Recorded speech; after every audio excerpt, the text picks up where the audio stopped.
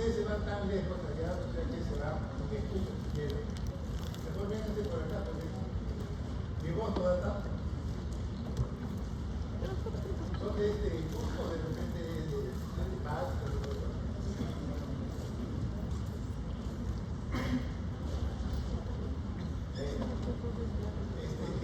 la clase anterior habíamos visto la función electrónica, pero no es la única función. Recuerden que el corazón, si bien es una estructura que funciona como un motor, todo motor tiene que funcionar, en este caso, de la electricidad. Y recuerden que hay una actividad eléctrica que hace que este corazón funcione. Y esto genera una serie de propiedades, de características, que nosotros tenemos que adaptar de otras ciencias a la parte médica.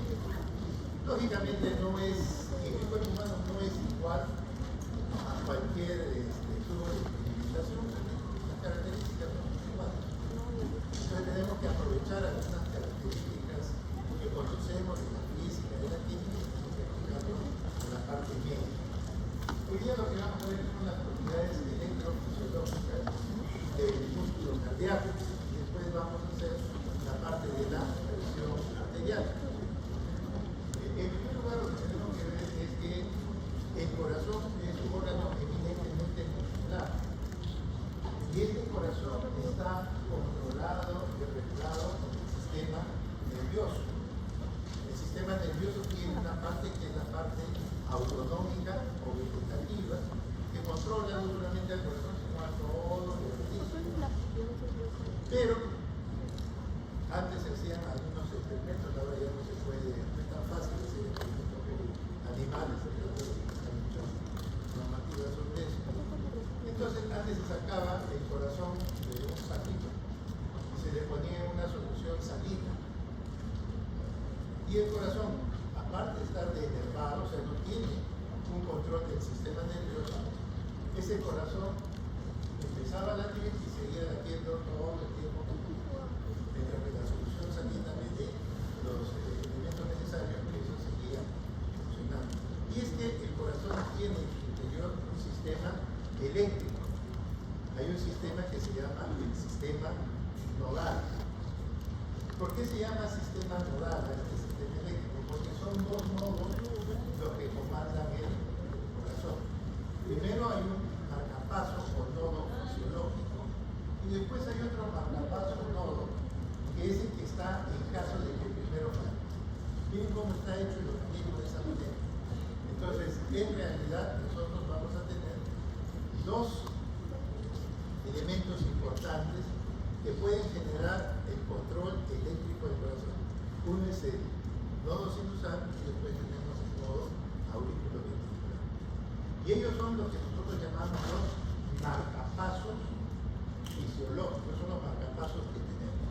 Si en algún momento una persona tiene un problema de marcapasos, cual tiene, y el accesorio no funciona, o sea, los dos no funcionan, pues lo que hacemos es colocarle un marcapaso externo, y eso le va a dar pues un tiempo de 10, 11 años con ese marcapaso. Pero la idea es que el corazón siempre siga latiendo. Y el corazón tiene la capacidad de generar sus propios estímulos eléctricos. Eso es lo importante. El mismo puede generar todo este tipo de situaciones. Si ustedes ven, la membrana celular determina que, por ejemplo, a ver nosotros que están adelante, ¿cuántos mil equivalentes hay de sodio afuera y adentro de una célula cardíaca? Bueno, o sea, hay mucho poco. Hay mucho. O sea, afuera nosotros tenemos mucho sodio y adentro tenemos poco sodio. ¿Por qué no alcanzamos el equilibrio? No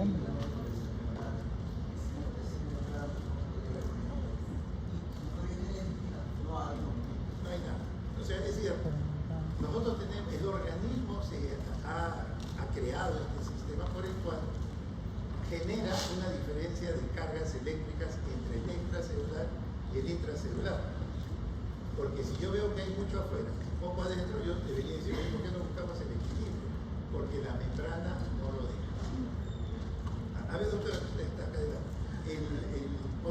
¿dónde abunda más? ¿En el extra o en el intra? En el intracelular. Y en el extracelular hay poco. Entonces, esa diferencia nos está dando precisamente la membrana celular. Y entonces, esta membrana está generando esta diferencia de cargas. Y a eso se llama potencial. ¿Potencial de quién? Un potencial generado por la membrana. Eso se llama potencial de transmembrana. Entonces, vean ustedes que el organismo no tiene los iones en un equilibrio adecuado.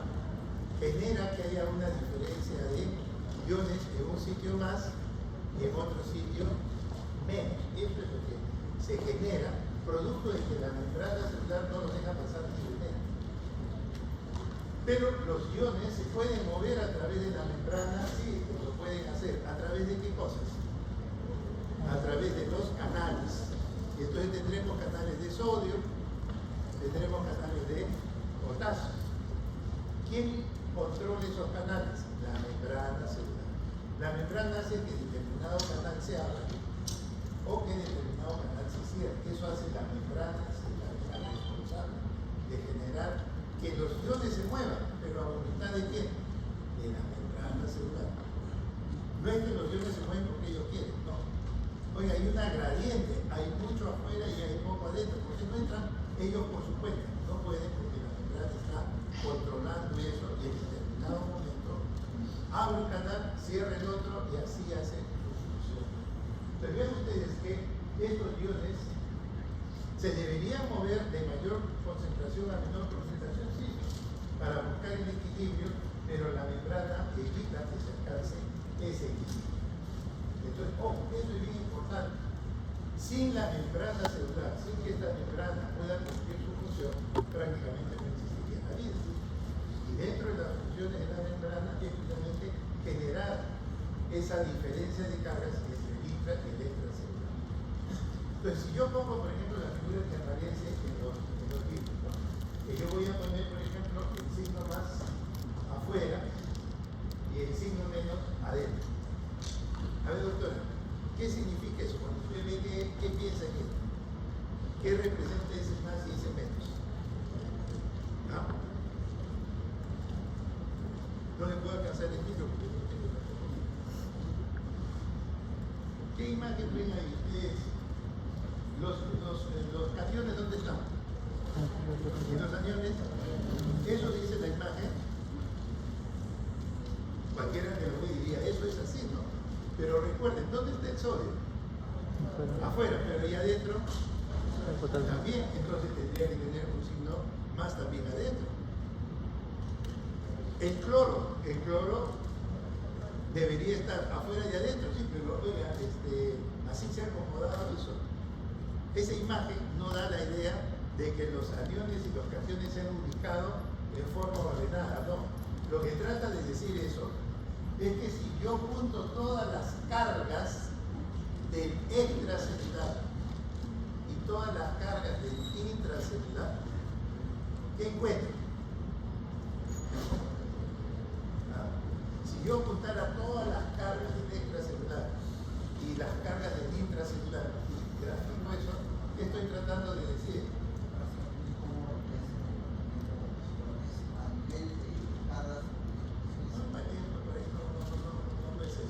Si yo estoy poniendo ese gráfico así, y yo he agarrado todas las cargas y las he puesto en el extracelular, y he agarrado todas las cargas, no me interesa que sean positivas o negativas, ¿no? He juntado todas las cargas y las he puesto en el extracelular. Como ya me fue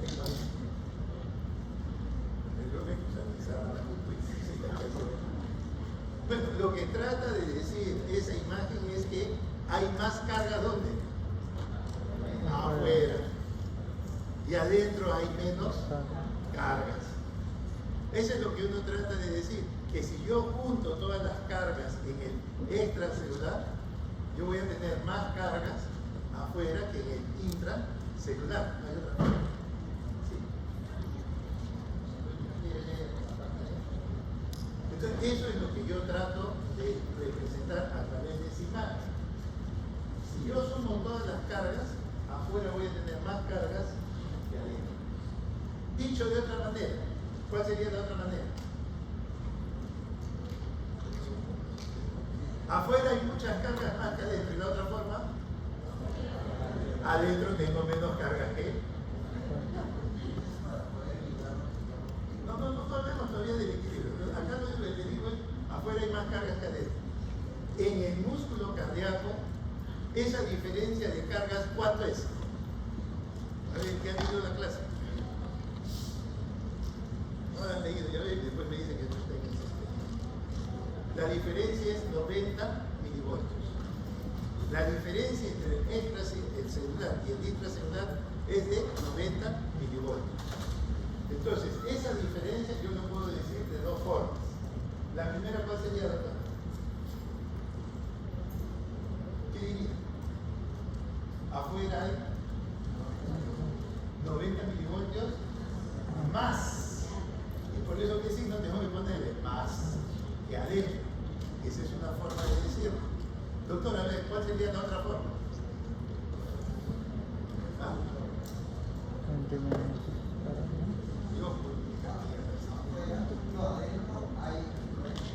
Menos.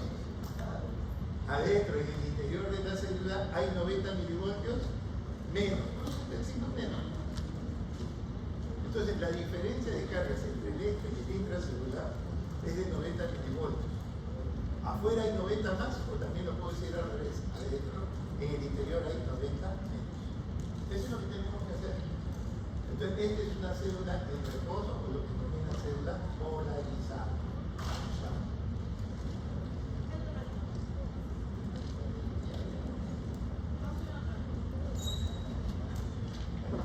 Entonces, ahí es lo que trata de decir, y eso ustedes lo encuentran en los libros y se van a confundir, porque algunos dicen, no, afuera están los cationes, adentro están los aniones. Eso no dice, porque tenemos cationes y aniones tanto adentro como afuera. Entonces, esa imagen no trata de decir eso. Lo que trata de decir de afuera hay más carga, entonces se pone el signo más. ¿Cuánto más? En el músculo cardíaco 90 milivoltios más. Y en el interior tenemos 90 milivoltios. Esto es para una célula en reposo, o también se llama célula polarizada. Entonces, lo que vamos a ver ahora es que la diferencia, no se olviden, es de 90 milivoltios. 90 milivoltios. Entonces, cuando ustedes vean esa representación de una célula en reposo, o también se llama célula polarizada, y que esa polaridad que se genera es responsable de quién? ¿Quién es el responsable de esa? La membrana celular. Entonces vean ustedes que en el extracelular vamos a tener mucho sodio y en el interior vamos a tener poco sodio. Y en el caso del potasio es todo lo contrario. En el interior vamos a tener mayor cantidad de potasio, 140, mientras que en el extracelular se tiene menos. Entonces esa diferencia de carga nos está dando la membrana celular. Y esa diferencia de carga genera un potencial. Pero es un potencial producto de la membrana celular, por eso es que se habla de un potencial de transmembrana. Está potencial de transmembrana. ¿Y qué es lo que determina este potencial? Esta disparidad de cargas. El sodio, en lo que es el extracelular, nosotros vamos a tener, por decir, 140. Y en el interior solamente vamos a tener 10. Quisiera alcanzar el equilibrio, la membrana no me lo deja. En el caso del potasio, también tenemos esa diferencia de cargas. Entonces, eso es lo que sucede. La membrana tiene ciertas propiedades que no permiten de que el sodio entre libremente. Libremente, o sea, no es que va a entrar como él quiere. La membrana le va a decir cuándo entra. Entonces, el sodio vamos a tener esa diferencia. Lo mismo que sucede con el potasio.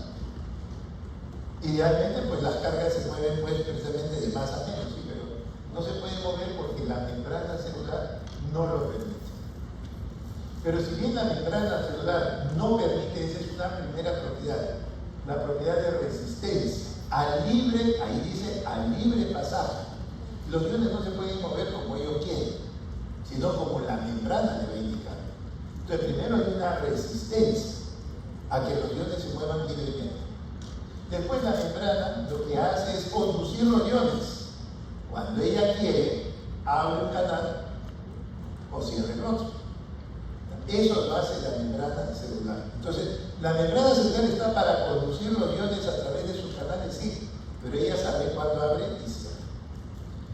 Y finalmente, su tercera propiedad es la capacitancia, que es la capacidad de recibir un ion o de entregar a un ion a través de los canales. Cuando ella decide, pues puede hacer esa propiedad de capacitancia. Entonces, esas son las tres propiedades que tiene la membrana y por el cual no se alcanza el equilibrio. Y ella lo que va a generar es que haya todo este tipo de diferencia de cargas. Muy bien, entonces ahí nosotros podemos ver que esto es lo que está generando la membrana celular.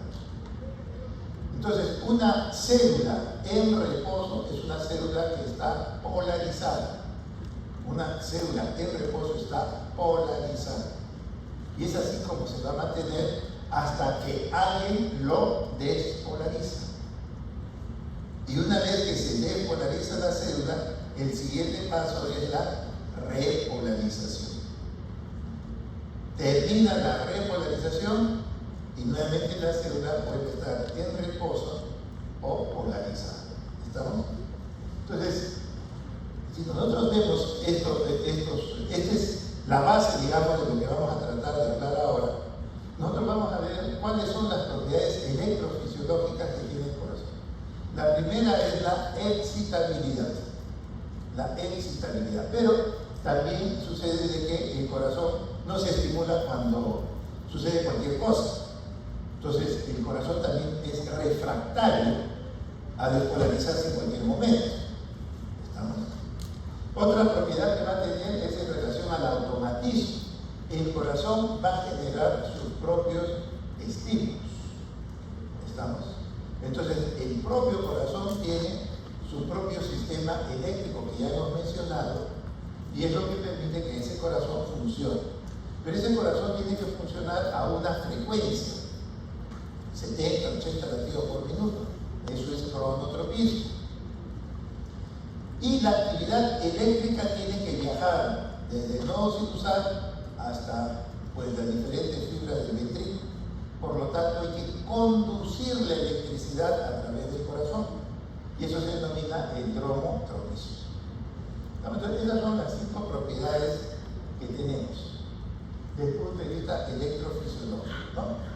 ¿Qué otra propiedad más tiene el corazón que no sea electrofisiológica? ¿Qué otra propiedad? No hemos hecho la clase anterior.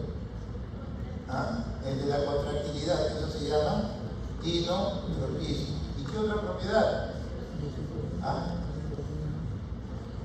El corazón también tiene que descansar, el lusitropismo o lusotropismo. Nosotros vamos a hablar en esta parte de la parte pues, eléctrica. Pues, ¿no?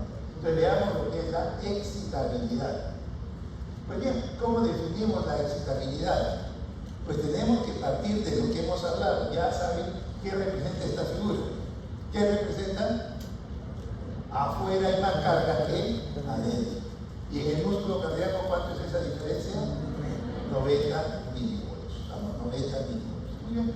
Entonces, debemos partir de que este potencial de transmembrana también se denomina potencial de acción. Es lo mismo, potencial de transmembrana o potencial de acción. Esto creo que lo han hecho en neuro, ¿no? A ustedes no han llevado neuro, yo no. Así. ¿No se acuerdan del potencial de acción?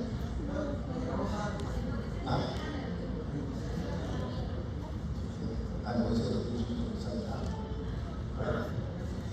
¿qué es la excitabilidad o vasotropismo?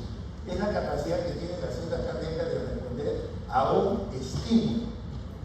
Un estímulo electroquímico, pues llega y le avisa al corazón, oiga, usted tiene que despolarizarse. Entonces, el corazón tiene la capacidad de responder a ese estímulo. Y como consecuencia de esa respuesta, lo que vamos a tener es la despolarización. El siguiente fenómeno es la repolarización, pero también tiene que llegar un mensaje que le diga, oiga, tiene que entrar en repolarización. ¿Está? Muy bien, entonces, esto es lo que ustedes han visto, el potencial de acción. ¿Se acuerdan o no? Sí lo han visto aquí en clase, ¿no? La despolarización, ¿cuántas etapas tiene? 3. ¿Seguro? 4. ¿Cuántas más tiene? 5 ahora. ¿Alguien dice 6? La despolarización solamente es una etapa. La fase 0. La despolarización es una etapa, es la fase 0 del potencial de acción. Después, ¿qué viene? La repolarización. ¿Cuántas etapas tiene la repolarización? 3. Una. Todavía no dan examen de negro, pero no van a dar negro. ¿Ah? Y ya, no. Si no pueden saber 1, 2, 3 y 4. Nada. ¿Saben qué? No. 1, 2 y 3. Voy a cambiar entonces las diapositivas. Tengo que bajar el nivel de rápido. Vamos a ver. Vamos a empezar otra vez así, yo voy a cambiar. Porque ya me imaginaba esa respuesta, por eso lo preparé. Ya. Vean ustedes, ahí ustedes tienen el potencial de acción.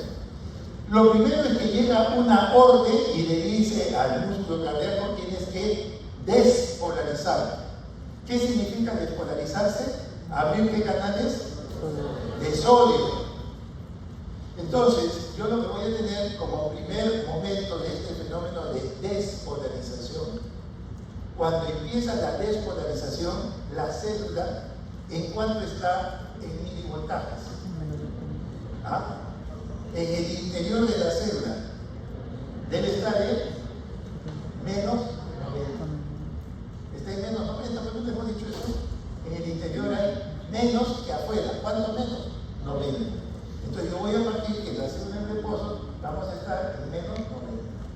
Llega la orden de despolarización. Se abren los canales de sodio. ¿Sí? Cuando se abren los canales de sodio, ay doctor, ¿cuánto sodio había afuera? ¿Ah? No, pues ya está bien, eso lo dije al principio, pero después te he puesto las figuras. 140. ¿Y adentro cuánto hay? 10. ¿Qué debe pasar? El sodio empieza a entrar. Pero yo estoy en menos 90. ¿Qué va a pasar? Como estoy recibiendo cargas, ya no voy a estar en menos 90, estaré en menos 70, menos 50, y voy poco a poco ascendiendo hasta que finalmente, terminada la despolarización, ahora estoy en más 25. Ha ido entrando poco a poco el sodio, y de lo que yo estaba con una deuda de 90, ahora tengo menos 70, menos 50, y voy avanzando y después llego al 0, ya no tengo deuda, pero sigo subiendo hasta más 25. Entonces cuando el cardiomiocito termina de despolarizarse, en el interior, ¿cuánta carga va a tener? Cuando termina de despolarizarse, más 25. O sea, ¿qué significa eso? Que voy a tener 25 milivoltios más que afuera. Antes estaba con el signo menos, ahora voy a estar con el signo más. Terminada la despolarización, de menos 90 nos hemos ido hasta más 25. Eso es lo que se denomina la fase 0 de la despolarización. La fase 0 de la despolarización. Se abren los canales de sodio y lógico, tengo 140 y adentro 10, rápidamente el sodio empieza a ingresar. Y como yo estaba con un déficit de menos 90, poco a poco voy a tener menos 80, sigue entrando el sodio, menos 50, menos 20, menos 10, llego al 0 y sigue entrando más sodio. Entonces ahora empiezo a tener más cargas, más 10, más 20, hasta más 25. Eso sucede en la despolarización, la fase 0. Una vez que termina la despolarización, ahora viene la repolarización. Y entonces en la repolarización hay una primera etapa en donde ahora los canales de sodio, ¿cómo van a estar? Cerrados. ¿Y qué se abre? Los de potasio. ¿Cuánto había de potasio en el interior? 150, muy bien. ¿Y cuánto había afuera? 5, está bien. 150 contra 5, ¿qué va a pasar? El potasio empieza a salir. ¿Y qué estoy perdiendo en el interior de la célula? Estoy perdiendo cargas. Estaba en más 25, estaba acá en más 25, empiezo a tener ¿qué cosa? Empieza a salir el potasio y empiezo a tener más 20, más 15, más 10. Estoy bajando, ¿por qué? Porque el potasio está saliendo. Y poco a poco voy llegando al 0. Ahí va a suceder algo. Esa primera etapa, la primera etapa en que el potasio sale, el cardiomiocito pasa de más 25 hasta llegar al 0. ¿Estamos? Al 0 milivoltios. Y en ese momento, ojo, el potasio va a seguir saliendo porque en la repolarización el potasio sale. Entonces el potasio va a empezar a salir o va a seguir saliendo y como estaba en 0, ahora debería bajar a ¿cuánto? A menos 10, a menos 20, a menos 40, debería estar bajando, pero vean ustedes que la línea no sigue bajando. Se va generando una meseta alrededor del 0. Entonces, para que se produzca esa meseta, y yo supongo que el potasio está saliendo, porque el potasio está saliendo, yo debería estar haciendo ¿qué cosa? Descendiendo, debería estar en menos 10, menos 20. Entonces, ¿qué debe estar sucediéndole a la célula? Tiene que estar ingresando alguien. Y ese que ingresa es el ion calcio. ¿Y para qué ingresa el ion calcio? Para la contracción, porque el músculo necesita calcio para la contracción. Entonces vean ustedes que en esta segunda etapa, que es la meseta, que es la fase 2, el potasio sigue saliendo, pero ¿por qué no sigue bajando la línea? Porque empieza a entrar las cargas de calcio y se alcanza un equilibrio, que es lo que viene a ser la fase 2 del potencial de acción, la meseta. Y durante toda esa meseta, el calcio entra para la contracción. Una vez que el calcio ya entró lo necesario para la contracción, ¿qué va a seguir pasando? El potasio sigue saliendo. Y entonces, ahora sí, en vez de estar en 0, empieza a caer a menos 10, a menos 40, hasta llegar a menos 90. El potasio sigue saliendo en esa fase 3 del potencial de acción. Es la fase de la repolarización. Fase 1, fase 2 y fase 3. En ese momento, vean ustedes, que estamos alcanzando nuevamente ¿qué voltaje en el interior de la célula? De menos 90. Estamos de menos 90. Pregunta. Si yo estoy acá en menos 90 y acá estoy en menos 90, ¿mi situación ahora es la misma? La célula que estaba acá está igual que acá, porque acá está en menos 90. Acá también está en menos 90. La célula está igual. ¿Dónde está el sodio? Acá, en este punto. ¿Dónde está el sodio? Adentro. ¿Y dónde está el potasio? Afuera. Entonces, ¿la célula acá está igual que acá? No. Porque ¿dónde está el sodio? Adentro. ¿Dónde está el potasio? Afuera. Hemos alcanzado menos 90, sí, la parte de voltajes, pero los iones no están en su sitio. Los iones no están en su sitio. Eso es bien importante que lo tengan en cuenta. ¿Estamos? Entonces vean ustedes que esto es el potencial de acción que nosotros conocemos. Ojo. Recuerden bien las etapas. Ojo. Se pregunta de examen. Pregunta de examen. Si me van a decir que la fase de polarización tiene 3 etapas, ya van a ser juegos. Bueno, seguimos entonces con el potencial de acción. Ya sabemos cómo la célula en la fase 0 pasa de menos 90 a más 25. Esa es la depolarización, producto que se abrieron los canales de sodio. Muy bien. Después viene la repolarización, se abren los canales de potasio, el potasio sale, yo empiezo a perder cargas y de más 25 empiezo a bajar porque pierdo cargas. Entonces estaré en más 20, en más 15, en más 10, en más 5 y llego al 0. Ahí termina la fase 1, en 0 milivoltios. Y ahí lo que se va a producir es la apertura de los canales de calcio, porque yo necesito calcio para la contracción. Y entonces se alcanza una meseta. Pierdo potasio, pero gano calcio. Y se alcanza un equilibrio.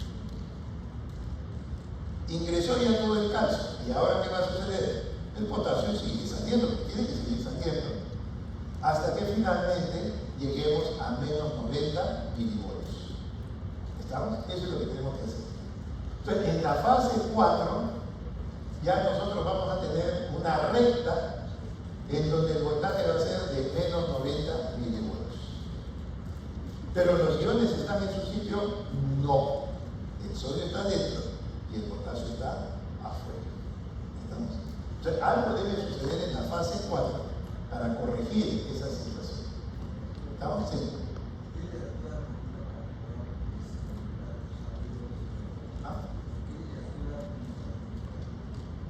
Yo le aprendí eso de los libros, ¿no? Yo no lo inventaba. Bueno, para nosotros el libro de la cátedra es el de Guyton. ¿Saben de Guyton, no? Después de eso, Guyton, ¿quién será? Ustedes han leído el libro de Van Gogh. ¿Ya? ¿Quién era el pastor? Un profesor de Cuba. No era ni siquiera porque todo el mundo le vemos sus donantes, piensa pues que como eran antes, los árabes eran pues, sabían mucho de números, todos piensan que el Bandor era alguien de ese origen, era un cubano. Sí, y que lamentablemente falleció. Toda una historia, pero su libro es muy conocido. Guyton para nosotros en fisiología es lo más importante. Entonces, ahora, ¿de dónde tiene que sacar esto? No lo invento en mi cabeza. Yo lo he leído en el libro, de ahí saco esto. No, para nosotros al menos, fisiología es un libro. Guyton. Pueden leer otros libros también, pero no se olviden, Guyton es la base. Si conocen ya el Guyton, no hay problema, pueden leer otros, pero para nosotros lo más importante es Guyton. Y no creo que Guyton haya cambiado mucho, porque no lo está haciendo. Muy bien. Seguimos con el potencial de acción. Ahí está la fase 0, después viene repolarización, fase 1, la fase 2, la fase 3 y después viene la fase 4. La fase 4, donde estamos en 4 de voltaje, en el interior de la célula, estamos en menos 90 milivoltios. ¿Estamos? Muy bien, eso es lo que nosotros conocemos, pero es muy importante ver lo siguiente. No se olviden. En la fase 2, O de Z, en esta fase 2, O de Z, el potasio sigue saliendo y el calcio empieza a ingresar a través de los canales lentos de calcio. Y ese calcio ingresa ¿para qué cosa? Para la contracción. Y cuando ingresa a la célula, ¿a dónde se va? A ver lo que le están filmando ahí. ¿A dónde ingresa el calcio cuando llega al interior de la célula?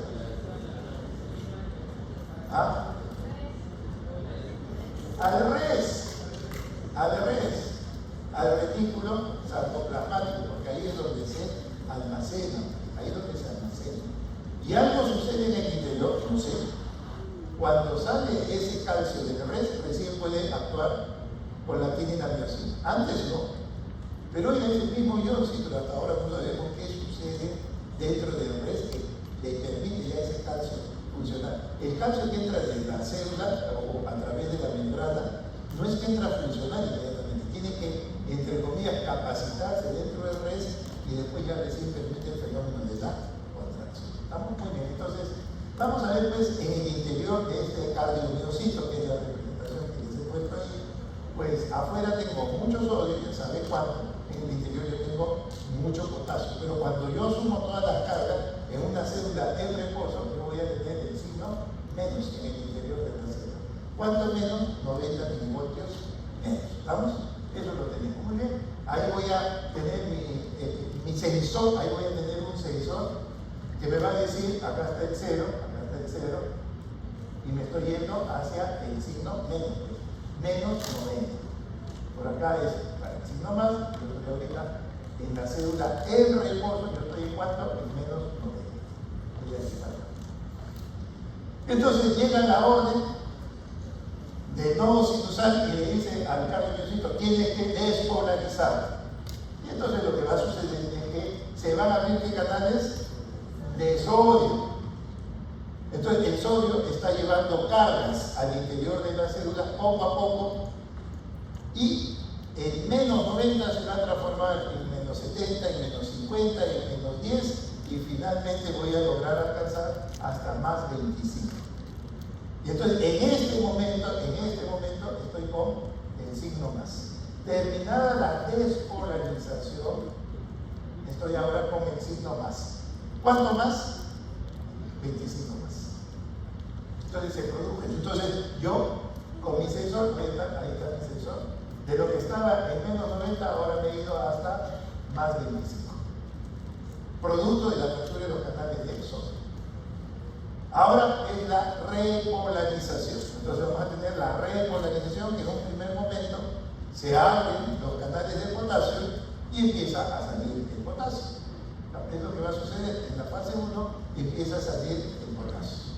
Y de lo que yo estaba en este momento con más 25, estaba lleno de voltaje, más 25, ahora se le empieza a ir el potasio. Entonces ya no voy a estar en más 25, estaré en más 20, en más 15, y si me sigue yendo el potasio, y poco a poco voy a ir bajando hasta alcanzar más o menos el 0. Entonces es producto de que estoy perdiendo cargas de potasio. Y cuando más o menos llego a 0 milivoltios, pues lo que va a suceder en ese momento es que justo se van a abrir los canales del calcio. Y así como sigo perdiendo potasio, el calcio va entrando y alcanzamos un equilibrio alrededor del 0. Y eso es lo que va a describir la fase 2 o meseta. Entonces vean ustedes, mi sensor ahora ya va a estar en el 0. Mientras dure la meseta, estoy en el 0. Muy bien, ya entró todo el calcio que debe entrar, ahora ya no va a entrar más calcio, pero el potasio sigue saliendo y yo voy a empezar a tener menos 20, menos 40, hasta poco a poco ir bajando hasta menos 90. Y eso es la fase 3 del potencial de acción. Y entonces vean ustedes cómo mi sensor ahora vuelve a estar en menos 90.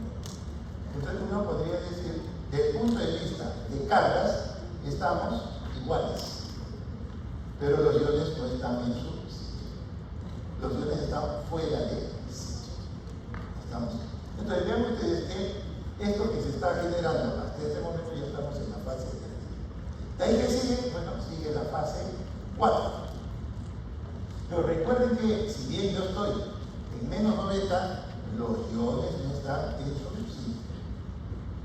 Hay mucho sodio ahora en el interior y hay mucho potasio que se ha salido. Entonces no estoy en la misma situación de reposo todavía. La célula no está en reposo. Oiga, pero está en menos 90, sí, pero no está en reposo porque los iones están fuera del sitio. Y entonces durante esa fase 4, yo lo que tengo que hacer es ¿qué cosa? El sodio que está dentro, ¿qué hay que hacer? Sacarlo. Y el potasio que está afuera, hay que meter. ¿Y eso quién lo hace? Una bomba que se llama la bomba sodio-potasio con gasto de energía, y por eso se llama bomba sodio-potasio ATPase. ¿Por qué? Porque tengo que meter en contra de gradientes. Entonces, vean ustedes que en esa fase 4 yo tengo que usar la bomba sodio-potasio ATPase ¿para qué? Para volver a alcanzar el equilibrio iónico, que es lo que me faltaba. Entonces, gracias a esa bomba sodio-potasio ATPase, el potasio va a regresar, el sodio va a salir, y ahora sí, al final de esa fase 4, voy a tener a la célula en qué posición? En posición de reposo o también polarizada. Justo pero al final de la fase 4. ¿Y está preparada para qué? Para generar un nuevo potencial de acción. ya está preparada para generar un nuevo potencial de acción. Entonces, estoy en menos 90, ¿sí? Y ahora vuelvo a estar en menos 90, pero ya con los iones inducidos. Entonces, mi célula que está ahora en reposo, o que estaba en reposo, se ha despolarizado a fase 0, después viene la repolarización, fase 1, 2, 3, y hasta la fase 4. ¿Por qué? Porque a través de esta bomba sodio-potasio, la TPasa, voy a recuperar mi equilibrio iónico. Y después de esa bomba sodio-potasio, TPasa que funcione, recién voy a estar nuevamente en reposo, listo para generar un nuevo potencial de acción. ¿Lo han entendido? Yo sí lo he entendido. Yo no sé si ustedes lo entienden. Si no han aprendido en negro, esto es un repaso de negro. Bueno.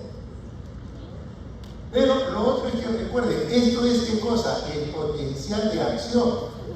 Esta es actividad de qué tipo? Eléctrico. ¿Y qué tiene que generar en el corazón? Una contracción, un fenómeno mecánico. Entonces tiene que haber un acoplamiento entre lo que es la actividad eléctrica de excitación, de estimulación, con la respuesta de contracción. Son dos fenómenos que están interrelacionados, porque el músculo responde al estímulo eléctrico, a la orden eléctrica que se está dando. Entonces, el corazón primero tiene que haber una orden eléctrica, después se genera una respuesta hemodinámica y como consecuencia de esa respuesta hemodinámica, ¿qué vamos a tener? Después, ¿qué sigue? Producto de esta respuesta mecánica vamos a generar dentro del corazón ¿qué? Gradientes de presión. ¿Y eso qué es? Hemodinámica. Y cuando la sangre se mueve dentro del corazón, cierra válvulas, abre válvulas, fenómenos sonoros. Lo que hemos hablado de la clase anterior. Siempre hay una secuencia eléctrica, mecánica, hemodinámica y sonora.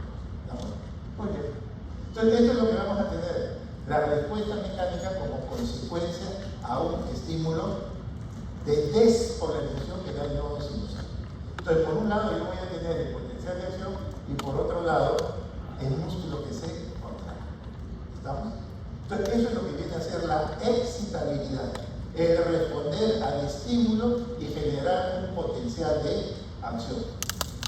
Ahora vayamos a ver lo que viene a ser la refractariedad. ¿En qué consiste la refractariedad? Muy bien. La refractariedad es el periodo en que ningún estímulo, por más que uno quiera, no va a generar un nuevo potencial de acción.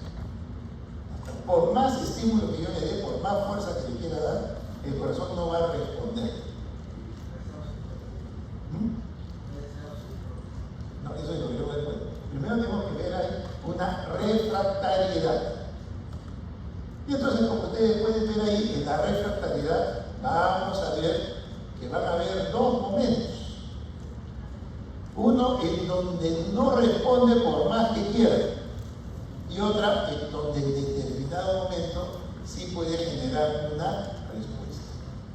Entonces, el periodo refractario tiene dos momentos: el absoluto, que no responde a nada, y el relativo, en donde puede responder. ¿Estamos? Entonces, cuando llega una orden al periodo refractario absoluto, el corazón no hace ningún tipo de respuesta. Entonces, veamos ustedes que el periodo que tenemos acá, fase 0, 1, 2 y buena parte del 3, es lo que se llama periodo refractario absoluto. Periodo refractario absoluto. Por más estímulo que le demos, no va a generar. Pero hay un periodo refractario relativo, que es la parte final de la fase 3, que se llama periodo refractario relativo. ¿Qué significa periodo refractario relativo? Que un estímulo potente puede generar un potencial de acción. ¿Estamos? A ver, doctora, acá. Ese potencial de acción que yo estoy generando en el periodo refractario relativo, ¿cómo va a ser? ¿Normal o no? si estamos en menos 90. El umbral es otra cosa. Al doctor está descansando, ya almorzó con la María de Camino. ¿A dónde está Julio? ¿Ha venido Julio? No ha venido. ¿Rodrigo? Tampoco. Si yo genero un nuevo potencial de acción en el periodo refractario relativo, el sentido común que me debe decir, ¿va a ser normal o no? No, ¿por qué? Porque los iones no están en su sitio. Porque el Sol está en otro lado y el potasio está en otro. Y entonces cualquier estímulo en esta zona, en este periodo refractario, cualquier estímulo va a generar un potencial de acción anómalo. Y eso es lo que puede matar a la gente. Eso puede generar la muerte de muchas personas. Porque es el periodo, ese es el talón de Aquiles del corazón. ¿Estamos? Entonces, ese periodo refractario relativo, a mí me conviene que sea lo más corto posible, que no dure casi nada. Porque si dura mucho, puede entrar una orden y me puede matar. ¿Estamos? Ejemplo, los deportistas, los atletas, entre otras cosas, hacen que su corazón tenga una frecuencia más alta o más baja. Más baja. Y todo el potencial de acción dura más. Tanto el periodo refractario absoluto que el periodo refractario relativo. Ellos no se dan cuenta, pero cuanto más lento sea su corazón, su periodo refractario absoluto dura más, sí, pero también es relativo. Y este es el que me interesa. Si dura más, hay más chances de que entre un estímulo y me genere una arritmia mortal. Por eso es que los deportistas a veces se sobreentrenan y hacen muerte súbita. El punto clave es ese, el periodo refractario relativo. Periodo refractario relativo. No se olviden. Entonces, vean ustedes, esto es también la representación del periodo refractario absoluto y del periodo refractario relativo. Muy bien, entonces esto es importante, sí, recuerden que el periodo refractario relativo va a generar un nuevo potencial, pero siempre va a ser anómalo. No puede ser normal porque los iones no están en su sitio. Los iones no están en su sitio. Y este periodo refractario relativo, esta partecita de acá, lógico, ustedes dicen, eso yo no lo veo, y eso es verdad, porque todo esto que estamos haciendo se hace en un gabinete de experimentación. Yo estoy en el interior de la célula. Cuando yo tomo un electrocardiograma, yo tengo los electrodos fuera de la célula. Entonces, el electrocardiograma nunca tiene esta imagen. Cuando hagamos la parte de electro la próxima semana, ahí van a ver cuán importante es este periodo refractario relativo, porque ese es el punto clave para las muertes súbitas en algunos pacientes. ¿Vamos? Muy bien, ahora avancemos al automatismo. ¿El automatismo qué era? Era la capacidad de generar sus propios estímulos. ¿Y estaba a cargo de qué, doctor? ¿Ah? Claro, nada, pero no entienden nada. ¿Quién está a cargo de esto? El nodo sinusal. ¿El nódulo de Ashokawara dónde está? Está grabando, todavía van a llevar información. Alguien le pregunta, ¿dónde está el Ashokawara? ¿Dónde está el de Katie Flack? Estoy hablando chino. El nodo sinusal es el de Katie Flack y el nodo B es el de Ashokawara. Son los investigadores. Bueno. Entonces, vamos a ver lo del automatismo cardiaco. Es la capacidad de generar sus propios estímulos. Por eso lo puede hacer. Y esto, como les decía, en el experimento que antes hacíamos en las prácticas, de sacar el corazoncito de un saquito y veíamos cómo se mantenía una solución salina por mucho tiempo. Es cierto de que el corazón recibe una inervación vegetativa del sistema nervioso. Sí, eso es cierto. Pero si yo hago la denervación, ese corazón sigue funcionando normalmente. Porque es autonómico, el corazón es autonómico, pero recibe influencia vegetativa. Entonces acá lo que vamos a tener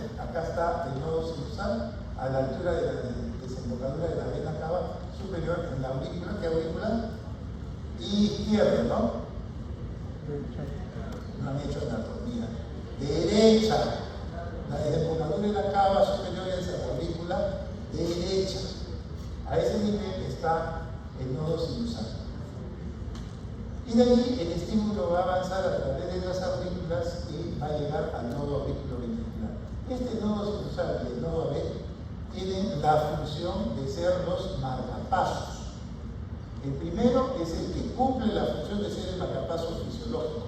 Cuando él se enferma, entra el segundo nodo, el nodo auriculoventricular, que es el que puede reemplazar al nodo sinusal. Y si los dos fallan, hasta el mismo corazón, el mismo músculo, también puede comandar su estímulo. Lo puede hacer el mismo corazón, pero lógicamente ya tan lento que no le permite hacer las cosas. ¿Qué hay que hacer? Pues se le pone un marcapaso.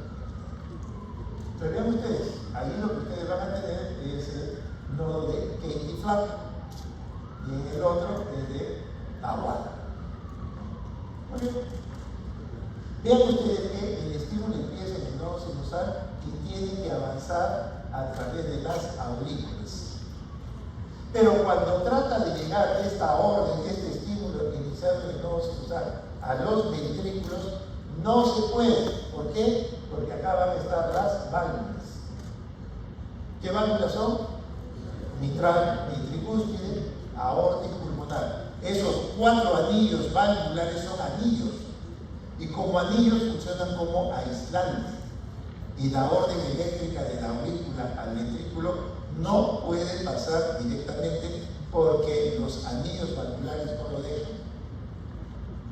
Entonces, ¿cómo hace el organismo? Bueno, el organismo lo que ha creado es una estructura que justo está en medio de la aurícula y del ventrículo. Por eso se llama nodo auriculoventricular, porque justo está en medio de las aurículas y del ventrículo. Justo se ubica ahí. ¿Para qué? Para poder captar la información dada por el nodo sinusal y poderla transmitir al ventrículo. Por eso su nombre es auriculoventricular. Justo está en medio. Entre los 4 anillos valvulares está ubicado y es el que va a captar el estímulo y lo va a transmitir a los ventrículos. ¿Estamos? Muy bien, entonces ya hasta ahí hemos avanzado. Realmente el potencial de acción, que eso es de todos modos muy importante, pero vayamos a ver la fase 4. La fase 4, ¿por qué? Porque en esa fase 4 se prepara el músculo cardíaco para generar un siguiente latido. Y entonces en esa fase 4 va a intervenir ¿qué cosa? La bomba sodio-potasio arterias. Pero como estamos en mínimo voltajes, acá está en menos 90 y durante toda esta fase 4, que es una recta, no tiene pendiente esa fase 4 de la fibra cardíaca o del músculo cardíaco o del cardiomiocito. Su fase 4 es una recta, no tiene pendiente y va a estar en cuanto en menos 90 milivoltios. Muy bien, entonces ¿qué va a suceder? Pues hay unas células especializadas que no son musculares, que no tienen que ver con la contracción, que ellas más bien tienen una fase 4 o pendiente. Esa fase 4 tiene una pendiente. No es como en el caso de la fibra cardíaca contráctil, que la pendiente es 0, o si quieren decir, no hay pendiente, ¿no? Bueno, estas células especializadas sí tienen una pendiente. ¿Quiénes son esas células especializadas? El nodo sinusal y el nodo AB. Ellos se diferencian del cardiomiocito, porque el cardiomiocito, ¿cuál es su función? Contraerse. El nodo sinusal y el nodo AB, ¿cuál es su función? Generar el estímulo eléctrico. Son funciones diferentes. Entonces, eso es muy importante. Para que una célula se pueda despolarizar, cuando llega la orden de que se abran los canales de sodio, se van a abrir un grupo de canales de sodio, no se abren todos. Se abre un grupo tratando de alcanzar un valor de lo que estaba en menos 90, debe alcanzar este umbral de menos 70. ¿Estamos? Cuando se viene la orden de despolarización, va a ingresar el sodio, pero no se abren todos los canales de sodio, se abren algunos, y a través de este ingreso del sodio, la célula empieza a estar de menos 90, pues menos 85, menos 80, y tiene que llegar a este valor de menos 70. Si llega a ese valor, inmediatamente se abren todos los canales de sodio y la célula se va hasta más 25. Pero si me quedé en el menos 75, hasta ahí hice mi esfuerzo, solamente he llegado a menos 75, no se abre ningún canal de sodio de más. Por lo tanto, ya no se produce potencial de acción. A esto se llama la teoría del todo nada. O se produce la despolarización porque alcancé ese valor que se llama umbral, que en el músculo cardíaco es de menos 70, o nada. Me quedé en menos 80, no importa, nada, no se puede. Entonces yo tengo que alcanzar ese umbral para poder conseguir que todos los canales de sodio se abran y poder llegar de menos 90 hasta más 25, es decir, generar un potencial de acción. Pero si no llego al umbral, no hay el potencial de acción. ¿Estamos? Eso es muy importante. Pero eso es lo que sucede en el músculo. Las células especializadas como nodos sinusales, este es su potencial de acción. Acá tienen la fase 0, acá tienen la 3 y la fase 4. ¿Qué fase le está faltando ayer? La 1, bueno, pero la 1 y la 3 va a ser más o menos lo mismo, porque el potasio es alto. La fase 2. ¿Y por qué no hay fase 2 ahí? Pues no hay calcio, pero ahí. ¿Por qué esa célula necesita calcio? No, ¿por qué? Porque no se contrae. Por eso es que es diferente su potencial de acción. Su potencial de acción no tiene la meseta. La fase 1 que era salida de potasio.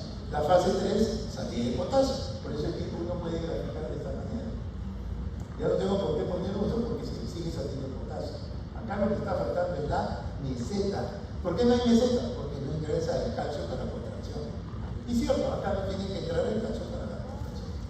Esa es la diferencia entre nodos sinusales, el nodo AB, que son eléctricos versus el músculo cardíaco. Pero por otro lado, vean ustedes que acá su nivel es de menos 60. No es como en la fibra contráctil que es de menos 90. Acá en el nodo sinusal es de menos 60. ¿Y cuál va a ser su umbral? No es menos 70, su umbral es menos 40. Esas son las características porque es una célula especial, el nodo sinusal y el nodo. Pero algo muy importante, ¿cómo es la fase 4? ¿Tiene pendiente? Sí. En cambio, en el músculo cardíaco no había pendiente. La fase 4 era, si quieren decir pendiente 0, no había pendiente. Pero acá sí hay pendiente. Y esta pendiente es como consecuencia de que estas células especializadas,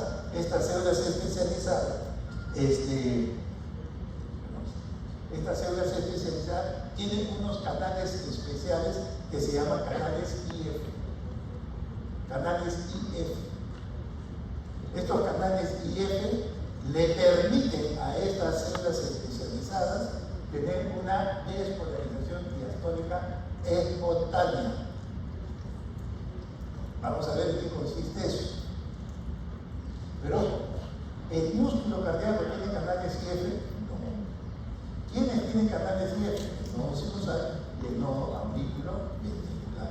Y esos canales IF que le permiten una despolarización diastólica espontánea. Ojo, despolarización diastólica espontánea. No se olviden, ¿no? Pregunta de examen, no de este examen, ¿no? Pero más adelante en la carrera les van a preguntar sobre esto. Entonces acuérdense. Bueno, ¿qué son los canales IF? Los canales IF no tienen traducción. Quizás la fase o la letra I de corriente puede ser, pero la F viene de FAN y no hay manera de traducir. Entonces,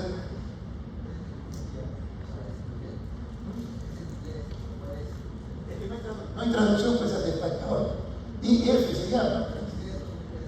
¿Ah? Pues la traducción sería corriente, IFANI, el FDI dice, no hay una traducción para este canal. Por eso es que uno tiene que familiarizarse con ciertos términos que no tienen traducción al español, son los canales IF. Pero ¿qué hacen estos canales IF que es lo que interesa? Permite que el sodio entre a escondidas. Eso es lo que va haciendo.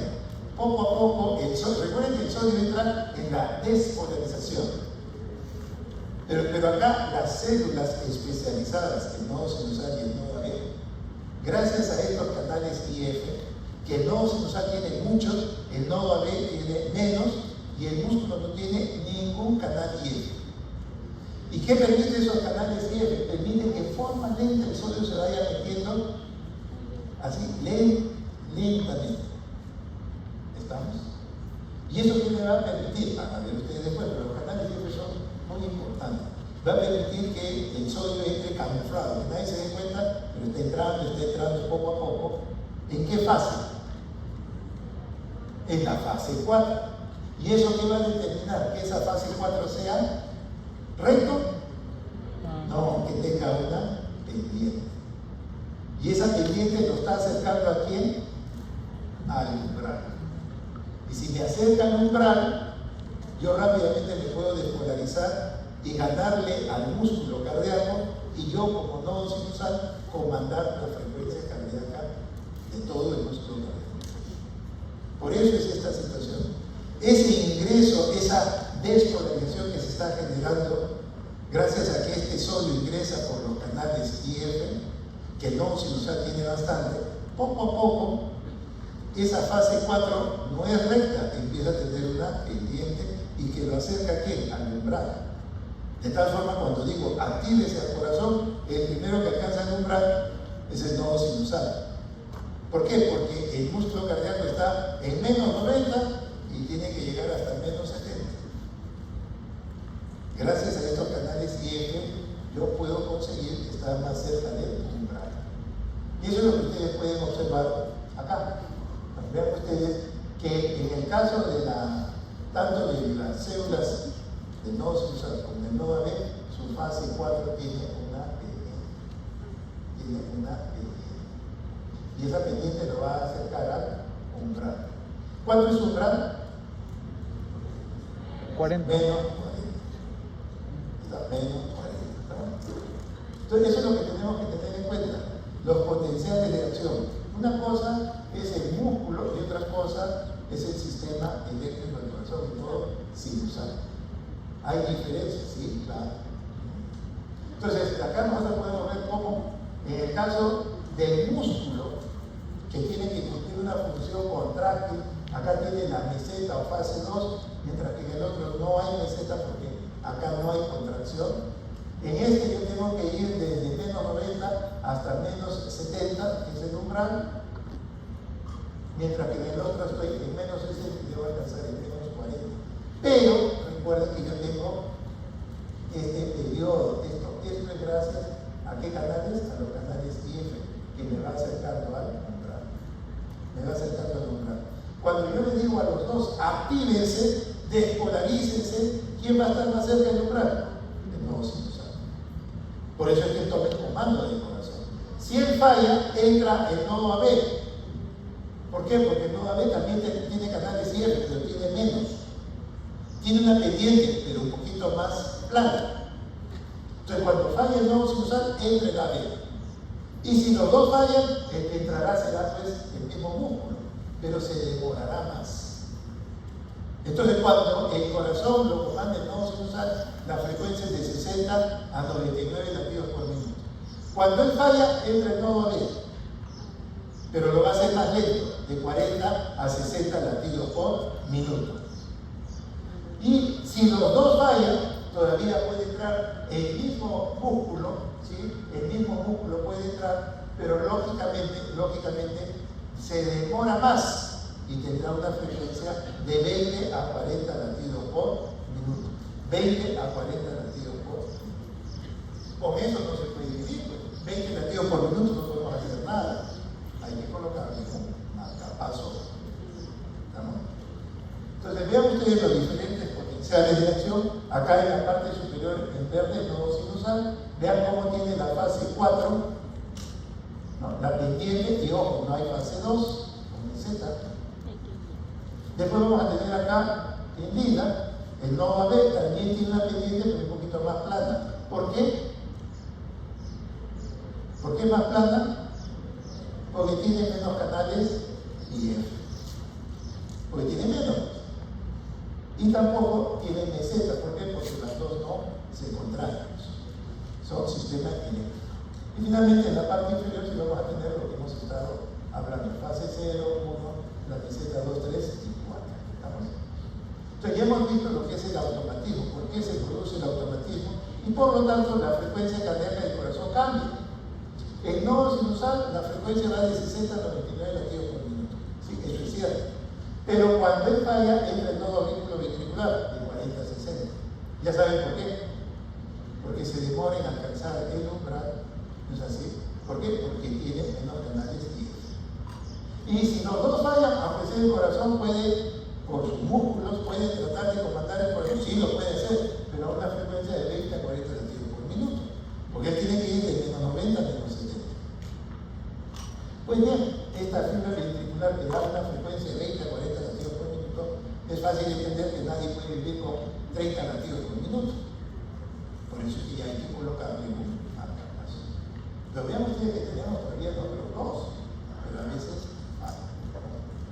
Entonces, el automatismo, si bien va a generar estímulos rítmicos, periódicos y que sean regulares, esto va a depender, entre otras cosas, de que tenemos también una inervación vegetativa que está a cargo de dos sistemas, ¿no? ¿Se acuerdan? Siquiera hayan leído eso, ¿no? El sistema simpático y el sistema parasimpático. ¿Quién aumenta la frecuencia cardíaca? Suficiente, no se gasta. Y el parasimpático, sorprende, ¿qué hace? Baja el latido del corazón, frecuencias más lentas. Bueno, ellos ejercen su función sobre la frecuencia cardíaca, sí. Aparte del nodo sinusal del nodo AB, recibimos esa información que lógicamente hace variar lo que el mismo corazón puede hacer. Pero esos son los sistemas que tenemos nosotros alrededor del corazón. Muy bien, ya hemos visto cronotropismo y finalmente nos falta el dromotropismo. Dromotropismo, que significa conducción.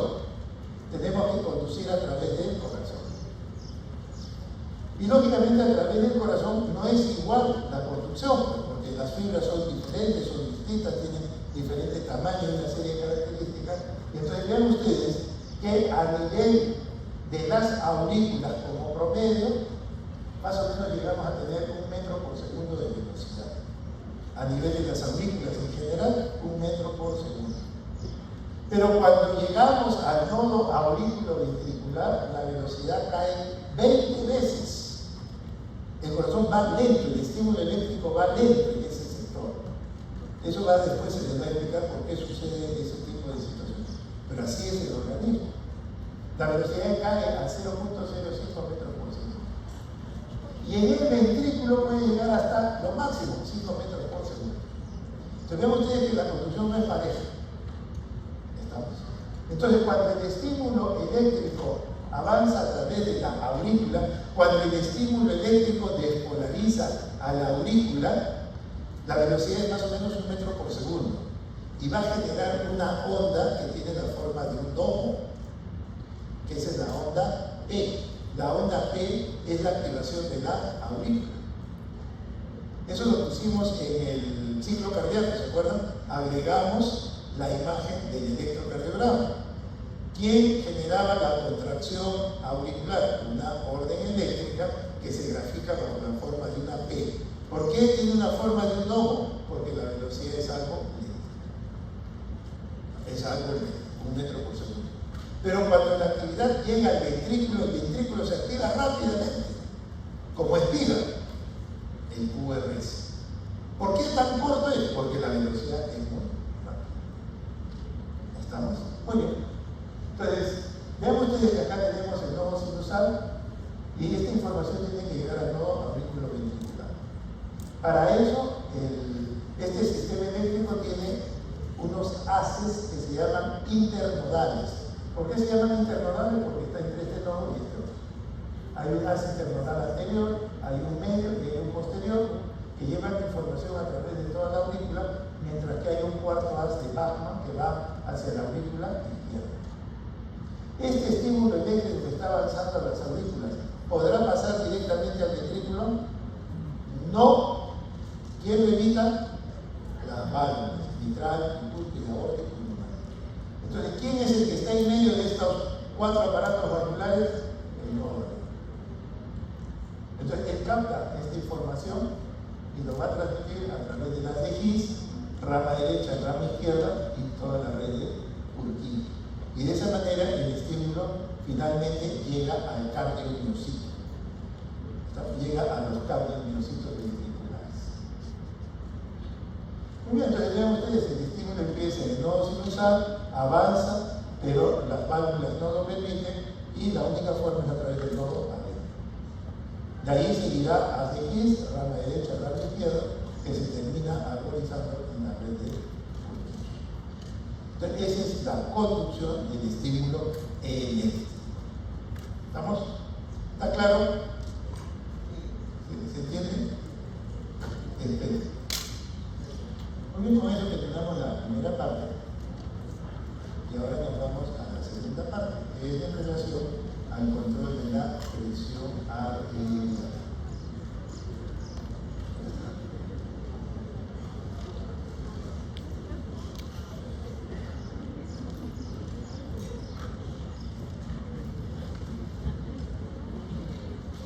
Pero todos saben qué es esto, ¿no? ¿Qué cosa es? El término no es tensiómetro. Esfigmomanómetro. Tensiómetro es pueblo, pues es el que no es médico, pues. Me conoce el tensiómetro, ¿no? Esfigmomanómetro. ¿No? ¿Y estos son de qué tipo? De mercurio. Ya no los van a ver porque está prohibido usar mercurio. Ya no se pueden usar estos. Lo que se usan son los digitales, los aneroides. ¿Los digitales sirven? No sirven.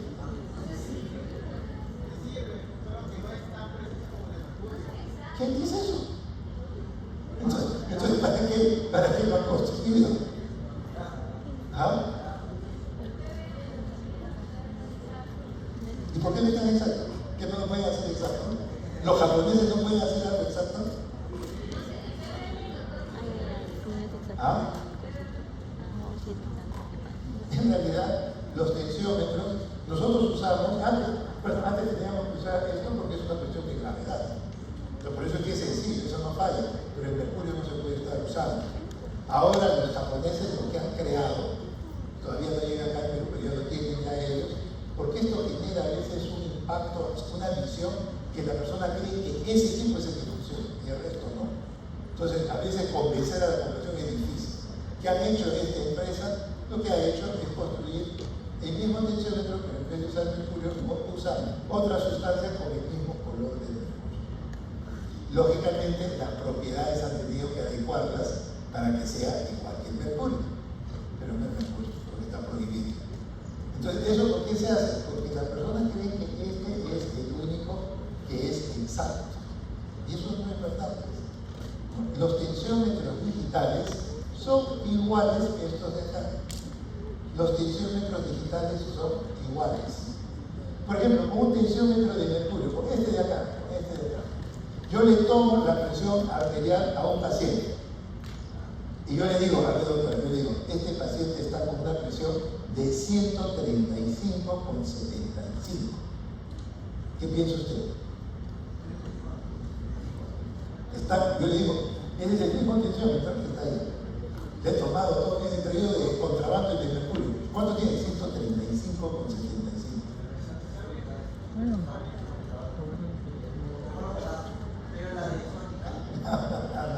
Nada. ¿Qué diría? Yo le diría, señor, usted no ha aprendido a tomar la presión arterial. Porque estos equipos están, si ustedes ven las líneas, de 2 en 2.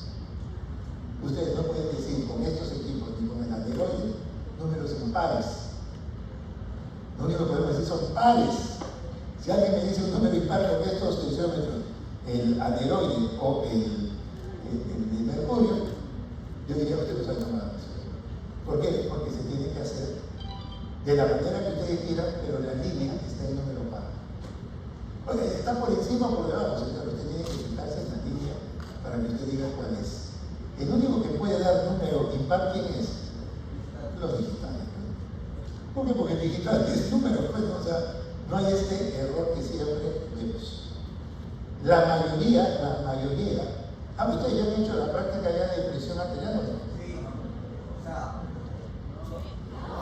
Bueno, pregunten por eso. Porque eso es una cuestión. La mayoría de los médicos, ¿cómo toman la presión? Porque lo han visto a otros. ¿Ustedes nunca se han puesto a leer?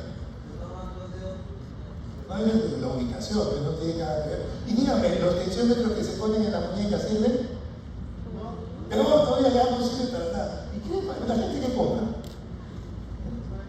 Todo sirve, si no, no se vendería, pues. Sino que yo soy una persona que sale a correr, a caminar, todo, y quiero tomarme la presión. Entonces tengo que hacerlo, es usar mi digital. ¿Dónde? En muñeca. Pues no me lo voy a colocar en ese momento en el brazo. Para eso sirven esos digitales. Lo único que tengo que hacer es llevar el equipo a la altura del corazón. Porque el brazalete está a qué altura? Del corazón. Por eso cuando usamos este equipo o el digital, lo único que yo tengo que preocuparme es que esté a la altura del corazón. El brazalete, no el aparato. Pero en este caso, el digital que se usa en muñeca viene todo junto. Entonces yo tengo que hacer, voy a tomarlo acá y después como si mirara su reloj y se la regresa. Y eso es eso. Todos esos sirven, porque esos son calibrados. Y si el equipo empieza a fallar, las mismas máquinas ahora les dicen batería baja, error, les dan todos los errores. O sea, pues no vayan a creer, pues no, eso no sirve. Sí sirve, si no, no se vendería. Y tiene, por ejemplo, los que usamos con frecuencia. Yo también tengo los tensiómetros por ejemplo, los digitales. Pero ustedes tienen que no sirven. Yo aquí voy a traerles 10 tensiómetros para sortearlos. Me los tendré que llevar.